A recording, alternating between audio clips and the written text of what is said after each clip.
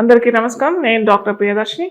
So ఈరోజు మనము December రాశి ఫలాలు ఎలా ఉంటాయి మనం తెలుసుకుందాం. మీన రాశి అధిపతి మీన అంటే లగ్నం తెలియని వారికి రాశి అని అనుకున్నట్టయితే బృహస్పతి ఇక్కడ. సో ఇక్కడ మీన లగ్నం మీన రాశి అధిపతి అయిన బృహస్పతి ఇప్పుడు మనకి మిథునంలో ఉన్నాడు, అంటే చతుర్థ స్థితిలో ఉన్నాడు. అలాగే మిగతా గ్రహాలు కూడా చూసినట్టయితే మనకి మందగ్రహమైన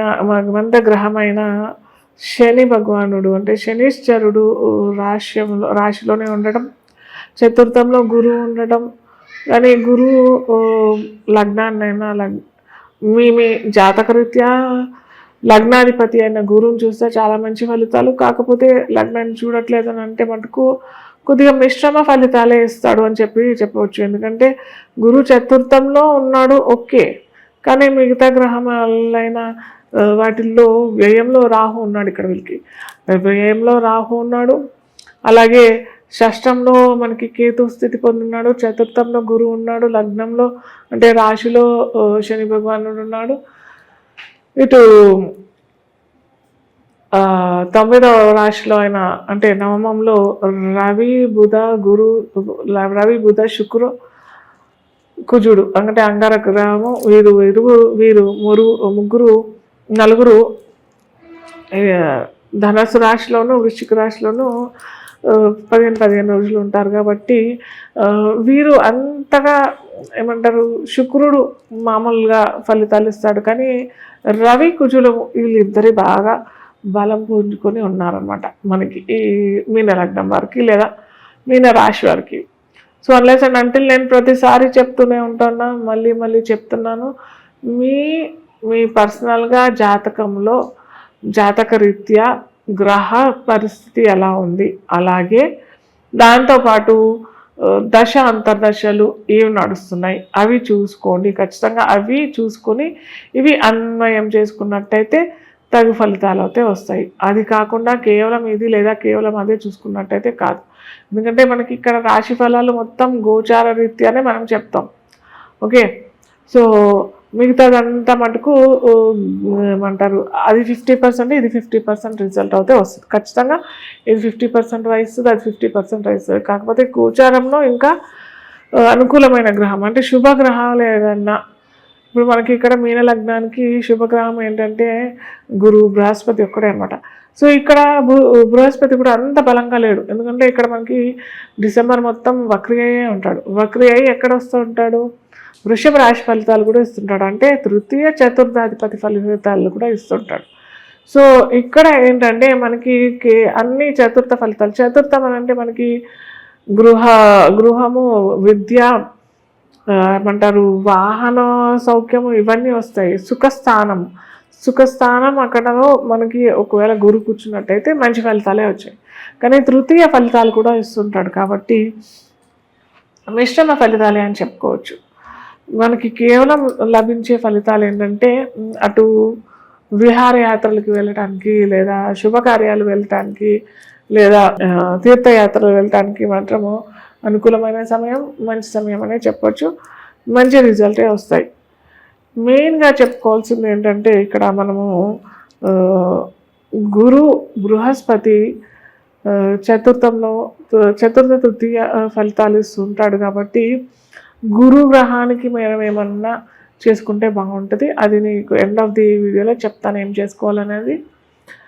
ఆరోగ్య విషయంలో అయితే పెద్ద ఇబ్బంది అయితే ఏమీ లేదు. కాకపోతే రాహు కూడా 12వ ఇంట్లో ఉన్నాడు కాబట్టి కొద్దిగా ఖర్చులు, అలాగే లగ్నంలో శని అంటే రాశిలో శని ఉన్నాడు కాబట్టి కొద్దిగా శరీర సుఖం అని చెప్పలేము, శరీర కష్టం అని చెప్పలేదు, కానీ కష్టపడితే మాత్రం కష్టం తగ్గట్టుగా ఫలితం అయితే వస్తుంది.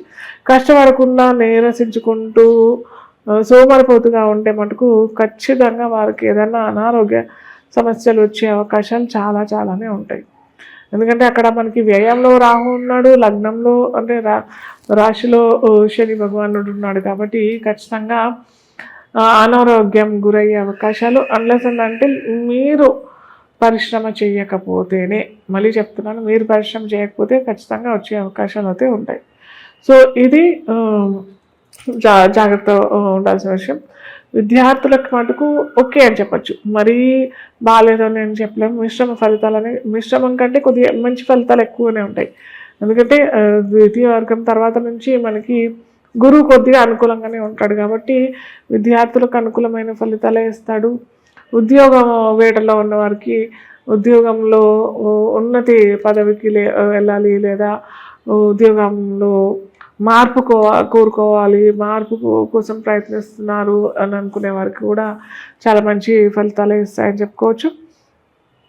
ఎందుకంటే అక్కడ కుజుడు కూడా ఉన్నాడు దశమంకి. మనకి కుజుడు, రవి, బుధ, శుక్రులు వీళ్ళందరూ కనెక్టివిటీ అయ్యారు కాబట్టి ఖచ్చితంగా ఉద్యోగ రంగంలో ముఖ్యంగా చెప్పుకోవాల్సింది ఏంటంటే టీచింగ్, బ్యాంకింగ్, ఫైనాన్స్ ఈ విషయంలో, అటు వ్యాపార రంగంలో ఉన్న వారికి కూడా మంచి అవకాశాలు వచ్చే ఛాన్సెస్ అయితే ఉన్నాయి. చాలామంది వ్యాపారం అని అంటే అందరూ ఏంటంటే వడ్డీ వ్యాపారము, లేదా ట్రేడింగ్, ఫైనాన్సు, వస్త్ర అలంకరణ, లేదా ఇంకేదైనా తినుబండారాలు ఇవే వ్యాపారం అనుకుంటారు. ఇది కాదండి, వ్యవసాయం కూడా, వ్యవసాయం వృత్తి అని అనుకున్నట్టయితే మనం తీసుకున్న ధాన్యం అమ్ముతున్నాం కదా, సో ఇది కూడా వ్యాపారం కిందనే లెక్క వస్తుంది. లాస్ట్ ఇయర్ అనుకుంటా ఎవరో అడిగారు, అన్నీ చెప్తున్నారు మేడం, ఈ వ్యవసాయం గురించి చెప్పట్లేదు. సో దీంట్లో ఈ వ్యవసాయం కూడా వస్తుంది ఖచ్చితంగా. ఓకే, సో ఇలా వ్యాపారస్తులకు కూడా కొద్దిగా బాగా అని చెప్పలేను కానీ కొద్దిగా అనుకూలమైన విషయమనే చెప్పుకోవచ్చు.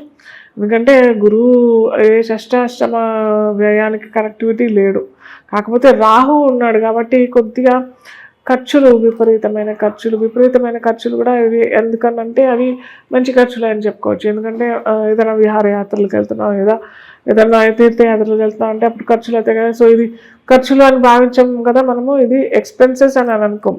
ఇవేంటంటే మనకి ఇష్టమైన వాటి కోసం మనం ఖర్చు పెడుతున్నాం. సో ఇది ఆ విషయంగా పరిగణిస్తుంది. అంటే ఎక్కువగా తిరగటము, ఎక్కువగా వ్యాపారంలో పెట్టడము, పెట్టుబడి పెట్టడము, ఇలాంటి విషయాల్లో మీకు డబ్బులు వ్యయమయ్యే అవకాశాలు చాలా ఉంటాయి. సో శని భగవానుడు ఉన్నాడు కాబట్టి ఖచ్చితంగా మీకు చెప్పాను కదా, శరీర కష్టం చేయటము. సో కొంతమంది ఏంటంటే అలా కూర్చొని చేసే ఉద్యోగాలు అంటే ఇప్పుడు సాఫ్ట్వేర్ ఉద్యోగాలు బాగానే ఉన్నాయి కదా, ఓన్లీ కూర్చొని చేయటం. సో వీరేంటంటే కొద్దిగా శరీరానికి కష్టం ఇవ్వండి, అంటే ఏదైనా వాకింగ్ లేదా ఫిజికల్ ఎక్సర్సైజ్, ఫిజికల్ ఫిట్నెస్ చేయడానికి ప్రయత్నం చేయండి, లేదా అనారోగ్య పాలయ్యే అవకాశాలు చాలా ఉంటాయి. ఎందుకంటే రాహు కూడా ఉన్నాడు కదా అని చెప్పాం కదా. సో రాహు ఇలా ఉండేసరికి ఏంటంటే మనకి ఆరోగ్యం కూడా ఎలా ఇబ్బంది పడుతుందంటే మంచి 5 స్టార్ లేకపోతే మంచి ఫెసిలిటీస్ ఉన్న హాస్పిటల్స్లో అడ్మిట్ అయ్యే అవకాశం ఉంటుంది. సో ఏదైనా హాస్పిటలే కదండి, అది 5 స్టార్ అవనివ్వండి, ఏది చిన్న హాస్పిటల్ అవ్వండి. సో అలాంటి అవకాశాలు ఉంటాయి కాబట్టి కొద్దిగా శరీరము దానికి కష్టపెట్టడానికి కష్టపెట్టడానికంటే ఎక్సర్సైజ్ లేదా ఫిజికల్ ఫిట్నెస్ చేయడానికి ప్రయత్నం చేయండి. సో మనము ఇటు విద్యార్థులకి, ఉద్యోగస్తులకి, వ్యాపారస్తులకి, గృహస్థులకు కూడా బాగానే ఉంటుంది. కానీ అది మళ్ళీ చెప్తాను కదా, కొద్దిగా కాయ కష్టం అంటే ఫిజికల్ ఎక్సర్సైజ్, ఫిట్నెస్ చేసుకునే మటుకు బాగానే ఉంటుంది. So end of the video నేను చెప్తాం అనుకున్నాను కదా, ఎక్కువగా పసుపచ్చ కలరు వస్తువులు ధరించడానికి ప్రయత్నం చేయండి. అది గురువారాలు, మంగళవారాలు, సోమవారాలు. అలాగే దత్తాత్రేయ ఆరాధన చేసుకోవడానికి ప్రయత్నం చేయండి. స్పెసిఫిక్గా విద్యార్థులు, అటు ఉద్యోగస్తులు చేసుకున్నట్టయితే మంచి ఫలితాలు అయితే పొందుతారు. వీలుంటే కొద్దిగా విష్ణు ఆలయాల్లో గురువారం పసుపు ఇవ్వటానికి, పసుపు గంధం ఎలాగో అక్కడ ఉత్సవ విగ్రహాలకి అభిషేకం కింద వాడుకుంటారు కదా, సో ఆ రకంగా పసుపు గంధము గురువారాలు ఇవ్వటానికి ప్రయత్నం చేయండి.